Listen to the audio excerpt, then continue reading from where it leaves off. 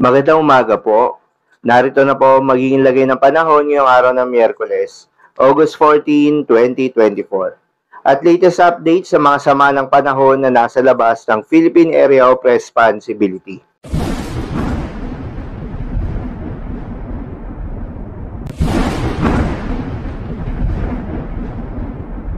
Sa kasalukuyan na tayo sa pag-asa, bahagyang humina itong southwest monsoon o hanging habagat at nakakaapekto na lamang sa Luzon.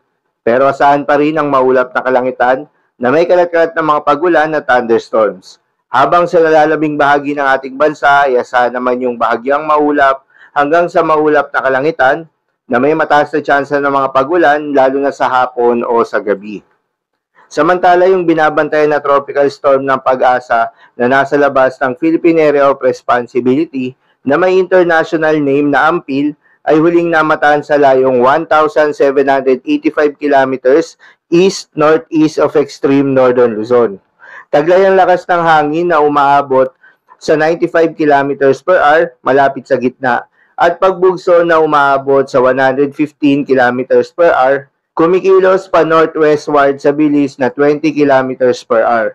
Ang nasabing bagyo ay wala namang direktang epekto sa anumang bahagi ng ating bansa at patuloy na lumalayo sa ating kalupaan, maliban lamang sa bahagyang paghatak nito sa hanging habagat.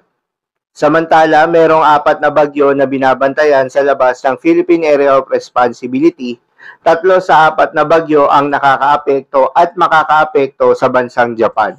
Una na riyan ay ang tropical depression na may international name na Maria na patuloy na humihina pagkatapos nitong dumaan sa hilagang bahagi ng Japan. Ito ay inaasahang malulusaw na sa mga susunod na oras. Ang tropical storm naman na may international name na Sontin ay nagsimula ng humina habang lumalapit ito sa silangang bahagi ng Japan. Inaasahang malulusaw rin ito bago makalapit at makaapekto sa hilagang bahagi ng Japan. Ang tropical storm naman na may international name na Ampil na kasalukuyang binabantayan ng Pag-asa ay patuloy na lumalakas habang lumalapit ito sa silangang bahagi ng Japan. Inaasahang lalakas pa ito bilang isang typhoon bago lumapit ito o maglandfall sa Kanto region ng Japan sa mga susunod na araw. Panghuli ay yung bagong tropical depression rin na nabuo sa labas ng Philippine Area of Responsibility na posibleng lumakas at maging isang tropical storm bago lumapit sa silangan ng Japan. Hindi naman itong inaasahan na magkakaroon ng direktang epekto sa bansang Japan. Para naman sa ating long-range forecast at ipinapakita ng forecast model na ating ginagamit, maliban sa mga sama ng panahon na binabantayan sa may northeastern part, ay wala namang namamataan na bagyo na tatawid sa ating kalupaan hanggang sa susunod na 3 araw. Ngunit pinaghahanda pa rin natin ang ating mga kababayan dahil ayon sa datos ng Pag-asa, 2 o 3 bagyo ang posibleng pumasok o mabuo sa loob ng Philippine Area of Responsibility ngayong buwan ng Agosto. Para naman sa magiging lagay ng panahon ngayong araw ng Miyerkules, dahil pa rin sa epekto nitong southwest monsoon, asahan sa Ilocos Region, Batanes at Babuyan Islands ang maulap na kalangitan na may kalat-kalat na mga pagulan at thunderstorms. Posible ang mga pagbaha o pagguho ng lupa dahil sa katamtaman hanggang sa kung minsan ay malakas na pagulan. Habang sa Metro Manila at nalalabing bahagi pa ng Luzon ay asahan naman yung bahagyang maulap hanggang sa maulap na kalangitan na may kalat-kalat na mga pagulan o thunderstorms. Dulot pa rin yan ng southwest monsoon.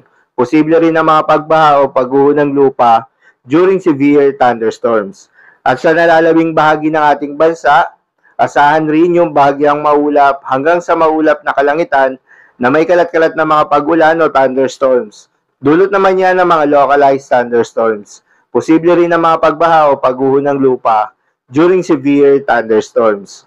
Madalas na bobo ang mga thunderstorms na ito tuwing hapon o gabi na nagtatagal ng 1 hanggang 2 oras.